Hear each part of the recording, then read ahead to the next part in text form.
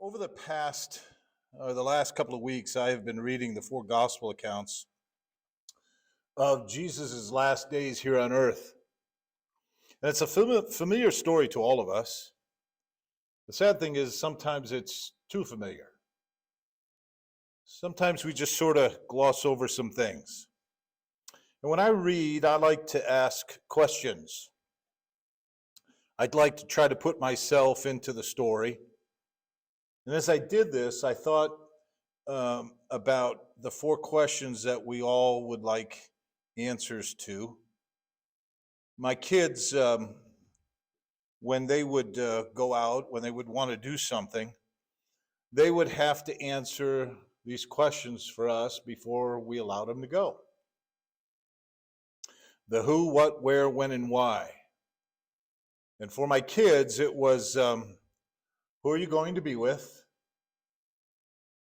What will you be doing?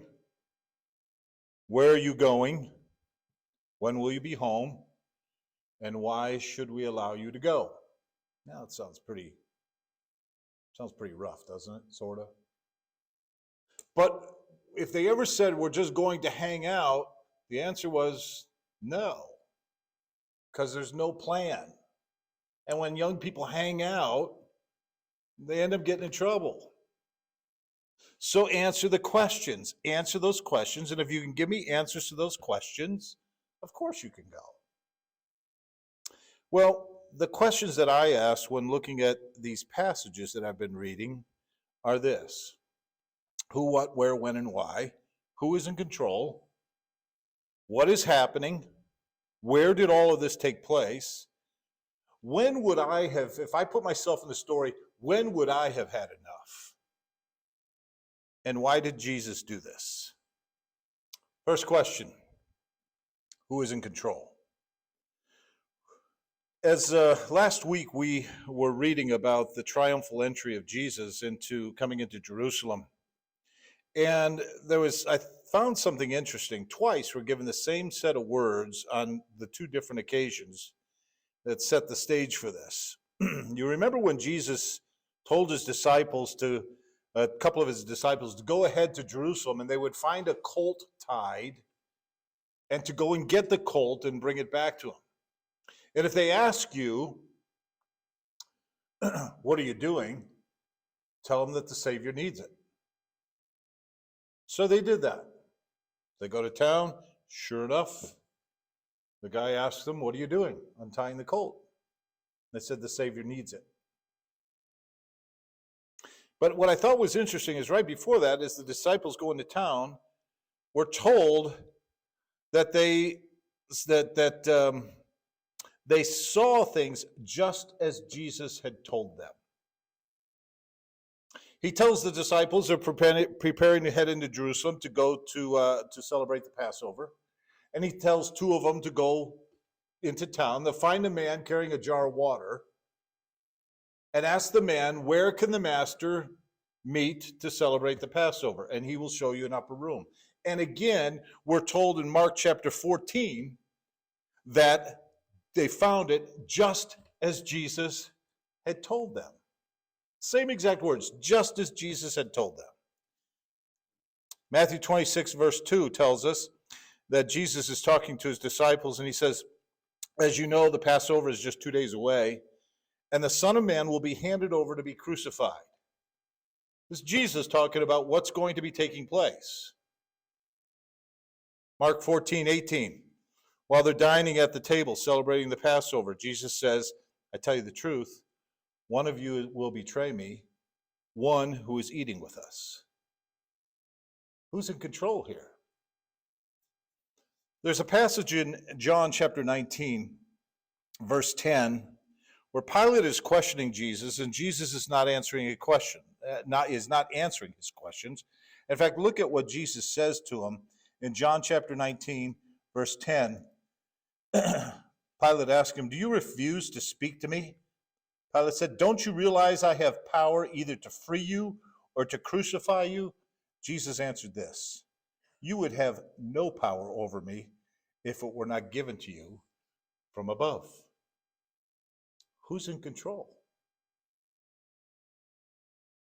Luke 23:43 tells us that after being mocked by the one thief, the other thief asked Jesus to remember him, and Jesus says this to him: I tell you the truth, today you will be with me in paradise. This is as Jesus is hanging on the cross. And he says to the one thief, today you will be with me in paradise. Who's in control? Jesus is. Now what's happening? Well, first scene, we go to the upper room. Jesus has just been anointed with some very expensive perfume, and Judas has a problem with that. Judas didn't like that. In fact, in Matthew chapter 26, verses 14 through 16, Judas is working out a plan to turn Jesus over to the chief priests. He's offered 30 pieces of silver, and we're told in verse 16 that Judas watched for an opportunity to hand him over. That whole time, Judas was looking for the time when he would be able to fulfill his end of the bargain and hand Jesus over. Now, in just a few verses later, Matthew 26, verse 23, indicates to us that Jesus was looking for the same thing. It says, the one who has dipped his hand into the bowl with me will betray me. Matthew 26, verse 31 tells us this. He says, then Jesus told them, this very night you will all fall away on account of me, for it is written, I will strike the shepherd, and the sheep of the flock will be scattered. Jesus tells them that all of them are going to fall away tonight. Peter's reply to Jesus and the dialogue that follows is in verses 33 through 35. In fact, Peter says, even if all fall away on account of you, I never will. I tell you the truth, Jesus answered. This very night before the rooster crows, you will disown me 3 times. But Peter declared, even if I have to die with you, I will never disown you. And all the other disciples said the same. Every one of them said, we will not disown you. We will not abandon you. Peter meant it. Peter meant when he said, I will not abandon you. And you're going to see that a little bit later. Well, then the scene moves to Gethsemane. What's happening here? We go to Gethsemane. Verses 36 through 46 of Matthew chapter 26. It says this, and Jesus went with his disciples to a place called Gethsemane, and he said to them, sit here while I go over there and pray. He took Peter, the 2 sons of Zebedee, along with him, and he began to be sorrowful and troubled. Then he said to them, my soul is overwhelmed with sorrow to the point of death. Stay here and keep watch with me. Going a little farther, he fell with his face to the ground and prayed, my Father, if it is possible, may this cup be taken from me, yet not as I will, but as you will. Then he returned to his disciples and found them sleeping. Could you men not keep watch with me for 1 hour? He asked Peter. Watch and pray so that you will not fall into temptation. The spirit is willing, but the body is weak. He went away a second time and prayed, my Father, if it is not possible for this cup to be taken away unless I drink it, may your will be done. When he came back, he again found them sleeping because their eyes were heavy. So he left them and went away once more and prayed the 3rd time, saying the same thing. Then he returned to the disciples and said to them, are you still sleeping? Are you still sleeping and resting? Look, the hour is near, and the Son of Man is betrayed into the hands of sinners. Rise, let us go. Here comes my betrayer. He takes his disciples to the garden. He takes Peter and James and John a little bit further. And then Jesus goes even a little bit further. But I want you to take special note of what he says in verse 41. Watch and pray so that you will not fall into temptation. Watch and pray. Why is it so important for us to pray?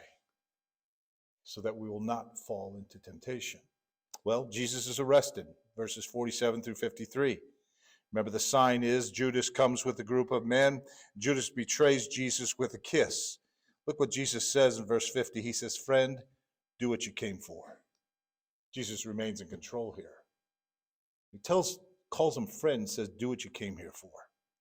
Remember that I told you that Peter meant what he said in verse 35.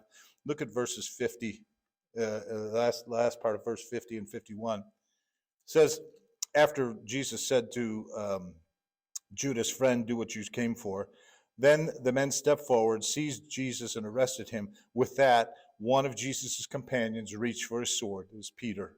He drew it out and struck the servant of the high priest, cutting off his ear. Now you think about it. There's a group of soldiers coming to arrest Jesus, and what's Peter do? Pulls out a sword and probably tries to take the guy's head off, but takes his ear off. Peter meant it when he said, I will not betray you.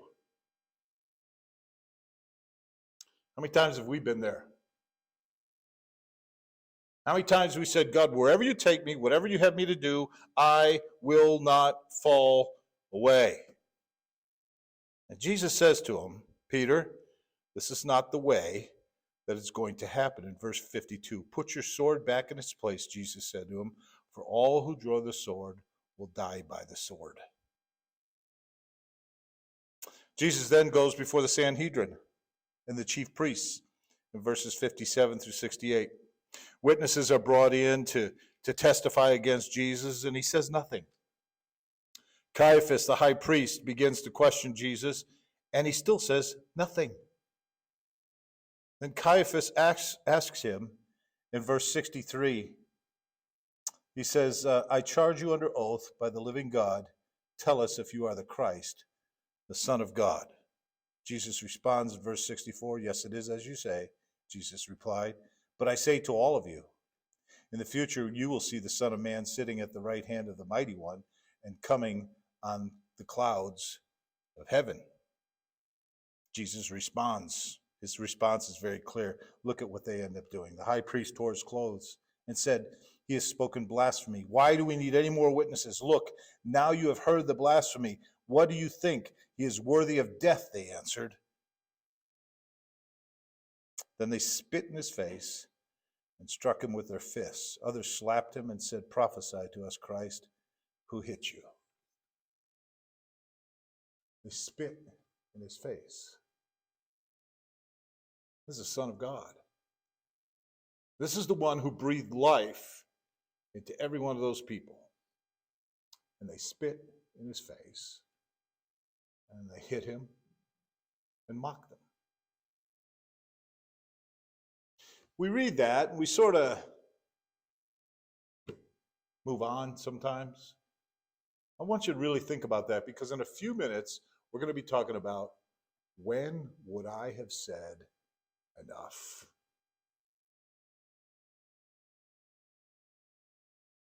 Peter, we're going to move on. Peter's denial, verses 69 through 74.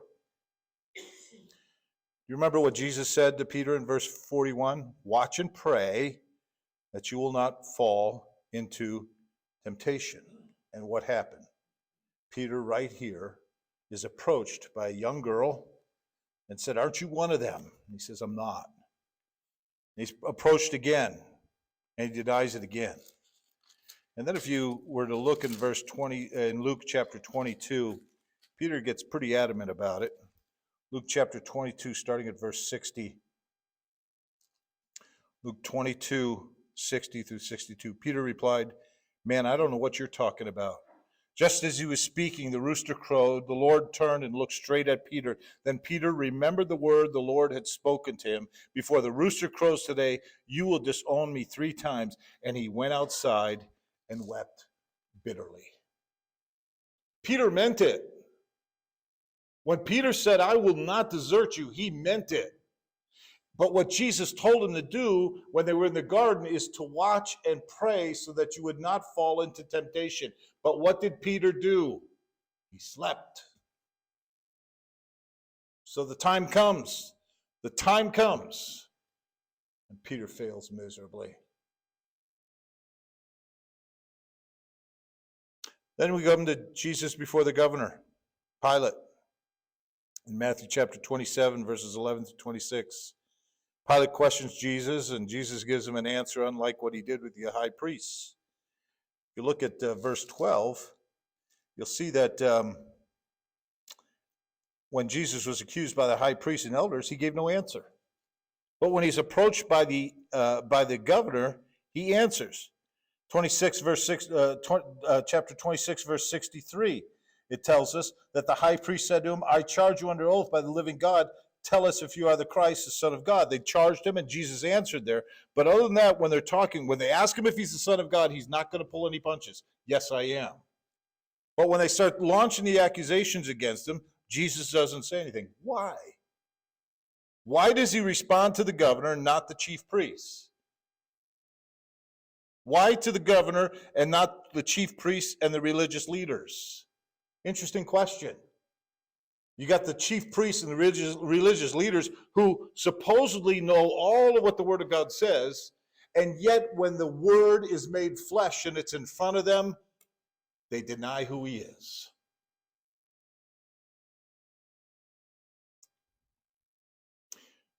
We then read that Barnabas is released in chapter 27, starting at verse 15.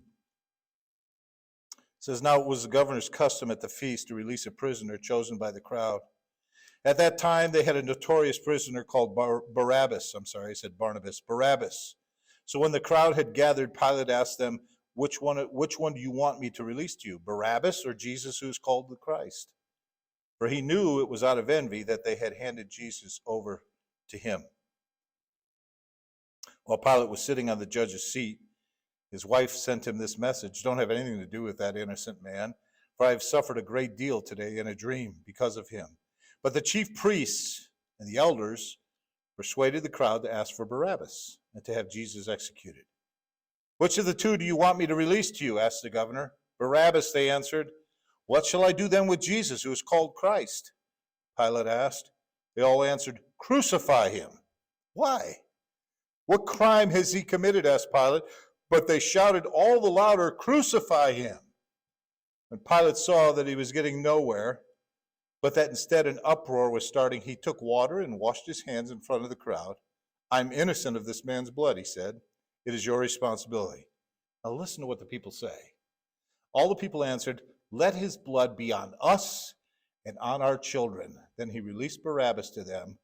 But then look what he did. He had Jesus flogged, and he handed him over to be crucified. Why?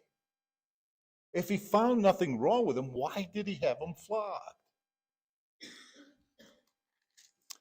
I don't know if you have any idea what flogging is, but I'm gonna read you a little something about what it was like to be flogged. The usual instrument was a short whip with several single or braided leather thongs of variable lengths, in which small iron balls or sharp pieces of sheep bones were tied at intervals. For scourging, the man was stripped of his clothing. His hands were tied to an upright post. The back, buttocks, and legs were flogged either by two soldiers. The severity of the scourging depended on the disposition of the soldiers.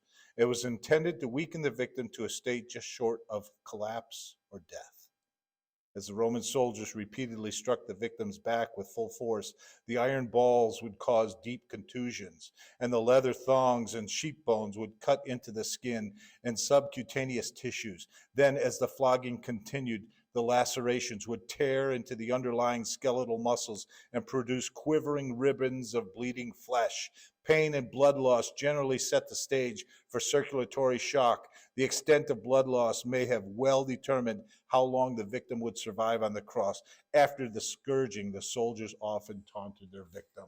It's been told that many who were flogged, to the extent that Jesus was, that as their backs were laid open, their internal organs would literally fall out and they would die. Why? Why did he order Jesus to be flogged? The soldiers mocked Jesus. In Matthew chapter 27, starting at verse 27, it says that, and the governor's soldiers took Jesus into the praetorium and gathered the whole company soldiers around him. They stripped him and put a scarlet robe on him, and then twisted together a crown of thorns and set it on his head. They put a staff in his right hand and knelt in front of him and mocked him. Hail, King of the Jews, they said. Get this. They spit on him and took the staff and struck him on the head again and again. After they had mocked him, they took off the robe and put his own clothes on him. Then they led him away to crucify him. Spitting on him, They're beating him with the staff that they put in his hand. Why? What did he do?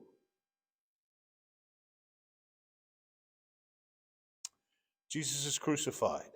What is crucifixion? I'll tell you about that. Although the Romans did not invent crucifixion, they perfected it as a form of torture and capital punishment that was designed to produce a slow death with maximum pain and suffering. It was one of the most disgraceful and cruel methods of execution, and was usually reserved only for slaves, foreigners, revolutionaries, and the vilest of criminals. The cross was characterized by an upright post and a horizontal crossbar, and it had several variations. It was customary for the condemned man to carry his own cross from the flogging post to the site of crucifixion outside the city walls. He was usually naked, unless this was prohibited by local customs. Since the weight of the entire cross was probably well over 300 pounds, only the crossbar was carried. The crossbar, weighing 75 to 125 pounds, was placed across the nape of the victim's neck and balanced along both shoulders. Usually the outstretched arms were then tied to the crossbar. The processional to the site of crucifixion was led by a complete Roman military guard headed by a centurion. One of the soldiers carried a sign on which the condemned man's name and crime were displayed. Later, the sign would be attached to the top of the cross. The Roman guard would not leave the victim until they were sure of his death. Outside the city walls was permanently located the heavy upright wooden post on which the crossbar would be secured. To prolong the crucifixion process, a horizontal wood block or plank serving as a crude seat often was attached midway down the post. At the site of execution, by law, the victim was given a bitter drink of wine mixed with myrrh as a mild pain reliever. The criminal was then thrown to the ground on his back with his arms outstretched along the crossbar. The hands could be nailed or tied to the crossbar, but nailing apparently was preferred by the Romans. The nails were tapered, iron spikes approximately 5 to 7 inches long, with a square shaft 3/8 inch across. The nails commonly were driven through the wrists rather than the palms. After both arms were fixed to the crossbar and the victim together were lifted onto the post. Next, the feet were fixed to the cross, either by nails or ropes. Nailing was the preferred Roman practice. Although the feet could be fixed to the sides of the post or to a wooden footrest, they usually were nailed directly to the front of the post. When the nailing was completed, the sign was attached to the cross by nails or cords just above the victim's head. The soldiers and the civilian crowd often taunted and jeered the condemned man, and the soldiers customarily divided up his clothes among themselves. The length of survival generally ranged from 3 or 4 hours to 3 or 4 days, and appears to have been inversely related to the severity of the scourging. However, even if the scourging had been relatively mild, the Roman soldiers could hasten death by breaking the legs below the knees. By custom, one of the Roman guards would pierce the body with a sword or lance. Traditionally, this had been considered a spear wound to the heart through the right side of the chest, a fatal wound probably taught to most Roman soldiers. Moreover, the standard infantry spear, which was 5 to 6 feet long, could easily have reached the chest of a man crucified on the customary low cross. It's crucified. Why?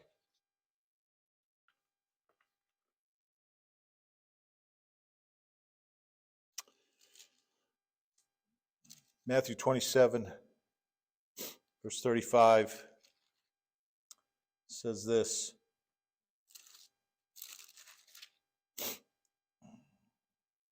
When they had crucified him, they divided up his clothes by casting lots. And sitting down, they kept watch over him there. Above his head, they placed the written charge against him. This is Jesus, the King of the Jews. 2 robbers were crucified with him, one on his right and one on his left. Those who passed by hurled insults at him, shaking their heads and saying, "You are going to destroy the temple and build it in 3 days? Save yourself. Come down from the cross if you are the Son of God." The same way, the chief priests, the teachers of the law, and the elders mocked him. "He saved others," they said, "but he can't save himself. He's the King of Israel. Let him come down now from the cross, and we will believe in him. He trusts in God. Let God rescue him. Now, if he wants him, for he said, I am the Son of God. In the same way, the robbers who were crucified with him also heaped insults on him. Going back to Luke chapter 23, picking up with where we left off there, Luke chapter 23, verse 39.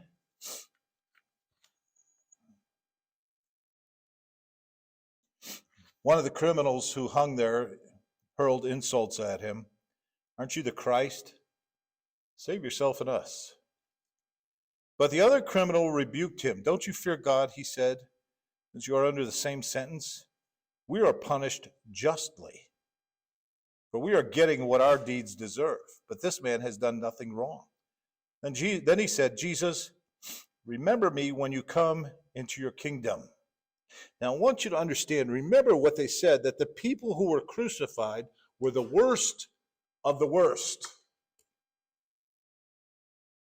They were the worst of the worst. Here's two criminals, one on each side of Jesus. They are the worst of the worst. And you know what the one man simply said? Jesus, remember me when you come into your kingdom. Now, what did Jesus say to him? Jesus answered him, to tell you the truth, today you will be with me in paradise. Why did all this happen? What is going on here? What are we supposed to learn from this? Here's a man who is the worst of the worst. And at the word of Jesus, he spends eternity in heaven with him.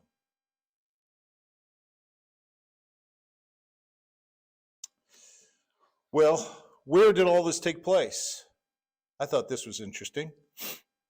In front of the high priests, in the temple courts, in front of all the people who watched Jesus for 3.5 years, and in front of the people who wanted to see this Lazarus who was raised from the dead and the one who raised him from the dead.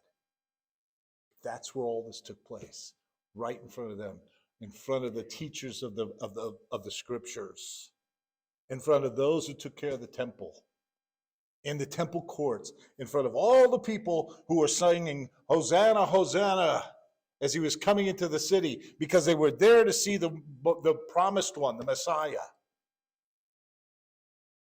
That's where it takes place. When would you have said enough? I was thinking about this. When is enough enough? Would it have been when you knew that in 2 days you would be crucified? Would it have been when Judas complained about the woman using the expensive perfume on Jesus?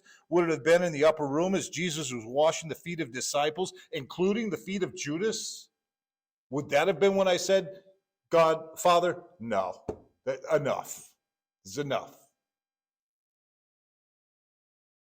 Would it have been when Judas was there and Peter said, no way, I will never fall away from you? When the disciples all said that they would never fall away, again, Peter says, no way. And Jesus went to the garden to pray and the disciples fell asleep. When Jesus is arrested and Judas kisses him, when Peter takes off the ear of a soldier, would you have said enough then? These people don't deserve it. Enough. Jesus said in Matthew 26:53, he said to Peter, after he takes off the soldier's ear, he says this, do you think I cannot call on my Father and he will at once put at my disposal more than 12 legions or 72,000 angels? You know what? That would have been a good time.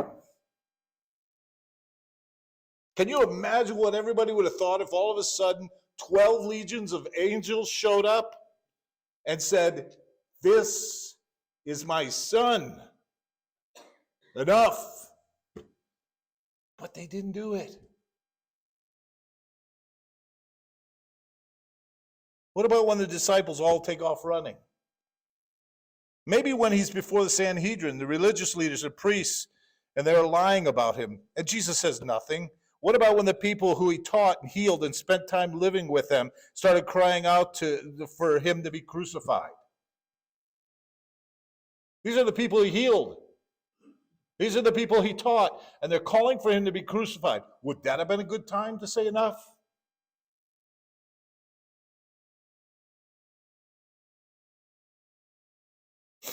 What about when they said, let his blood be on us and on our children? Good idea. Enough.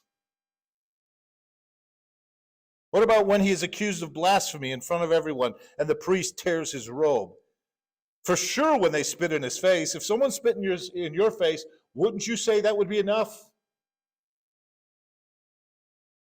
What if someone struck you with their fists and slapped you? Look at all that's going on in the news about what happened at the Oscars. They did this to Jesus over and over and over again, and they spit in his face. Wouldn't that have been enough? I think so.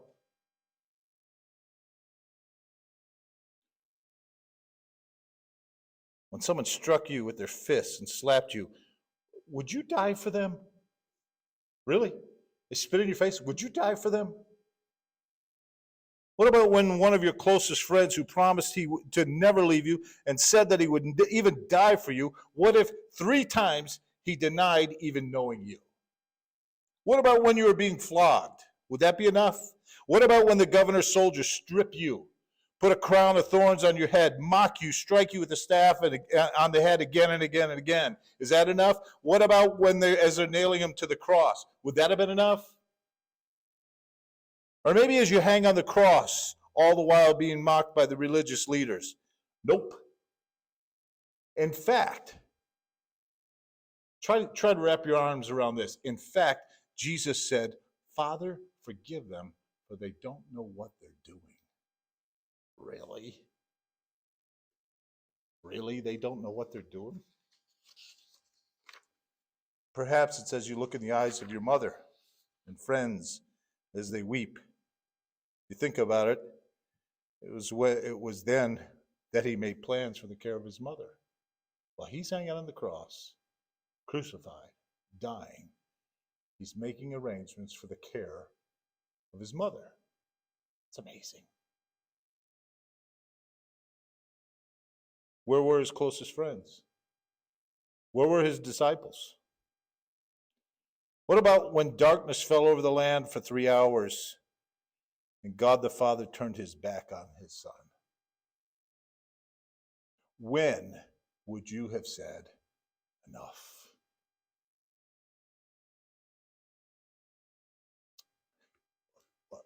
Why did Jesus do all this? Who, what, where, when, and why? Why did Jesus do all this? John 3:16 tells us this, for God so loved the world that he gave his only Son, that whosoever believes in him should not perish, but have everlasting life. Why did he do it? For you. For me. When Peter drew his sword in Gethsemane, do you remember what Jesus said? Jesus told Peter to put his sword away. Don't you think that I could call on thousands of angels to come to my rescue? And then Jesus says this, but how then would the scriptures be fulfilled that say it must happen this way? Jesus was fulfilling scriptures. This was God's plan since the foundation of the earth for you and for me. Amazing.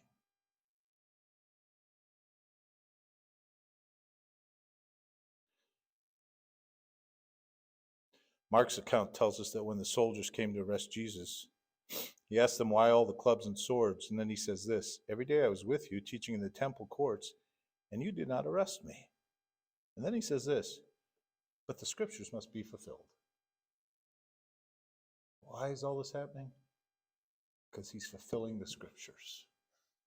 He's fulfilling the word and will and purpose of God. This is the fulfillment of God's promise to redeem and save his people. Who killed Jesus? God did.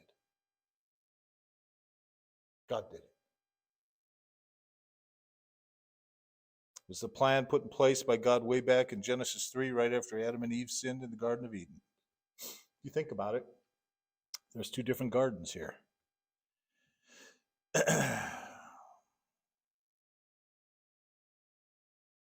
One where the plan was set in place back in Genesis 3, and the other one where the plan is being fulfilled here in Gethsemane, 4,000 years later. And now, 2,000 years later, the plan is still in place. I want to remind you of this. The grace and mercy of God are just as real and powerful today as it was in Eden, as it was in Gethsemane, and as it was as he hung on the cross and told that undeserving criminal, "Today you will be with me in paradise." This isn't just a story. This isn't something that you just, as you read through this, you just sort of gloss through it as you go through the week. This is something that you make sure as you read it, you jump into the shoes of the people that are there and ask the questions and then stand amazed at the goodness and the graciousness of God and say,